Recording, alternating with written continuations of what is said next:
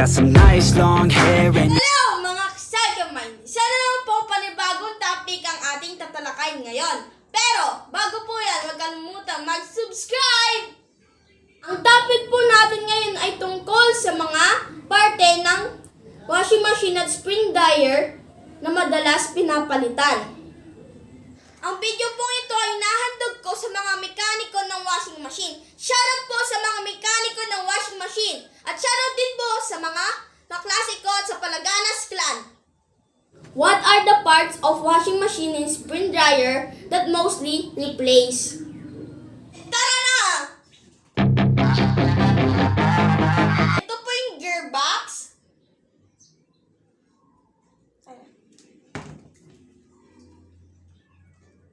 Ito po yung belo set.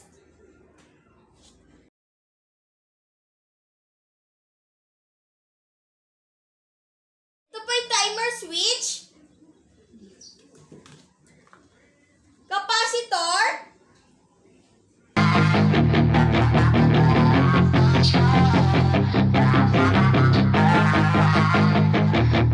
And fan belts. yeah, she's got some nice long hair. Ito po yung gearbox. Napapansin niyo po may pagkakaiba sila. Meron po tayong 11 teats at meron din pong 10 teats. At meron naman pong square.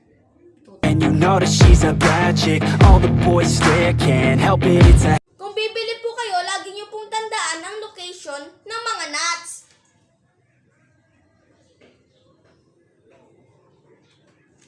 At yung shapes ng inyong wheel. Kung malaki ba o maliit. Kasi po, meron pong mas malaking wheel. At meron pong mas malayo. Dapat aware po kayo pag bibili kayo ng gearbox. Dalhin po ang sample nyo. Yun po ang tatandaan natin para sa gearbox. Dito na po tayo sa belo set. Kung napapansin niyo po, may pagkakaiba sa mga shapes ng belo sets. Kaya po pag bibili po kayo, alam niyo po yung shapes niya o yung laki at liit niya. habit. Clothes that she wears, short skirt and a jacket. I just wanna get her all alone. Ito po yung timer switch. Ito po ang nagpapaandar sa washing machine. Meron po tayo dito yung may wire. At meron din po yung non-wire. Meron din pong bilog na ganito. Bilangin pong wire bago bibili. At yung mga iba pa po niyang detalye. Kaya bago kayo bibili, dapat alam nyo ang itsura ng timer switch nyo. Dako naman po tayo sa capacitor. Ito po yung capacitor. Ito po ang nagbibigay buhay sa washing machine. Meron po siyang detalye dito sa gilid. Kaya po, pag bibili kayo, dapat alam nyo din po yung itsura ng capacitor nyo. May pagkakaiba-iba po sila ng saksakan.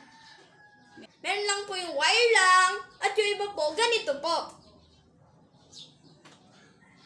Dako na po tayo dito sa fan belt. Ito po. Ang kadalasan pong ginagamit sa washing machine ay yung maninipis. Kaya po pag bibili po kayo ng fan belt, dapat dalan nyo po yung sample nyo o alam nyo yung size. Kasi tignan nyo po ito, magkakaiba ng size. Pero ginagamit po sa washing machine ang mga ito. Ito po ay naaayon sa laki ng gearbox na gagamitin nyo. So hanggang dito na lang po tayo. Kaya huwag kalimutan mag-like, share, comment, subscribe, and click the notification bell para updated kayo lagi sa mga next video.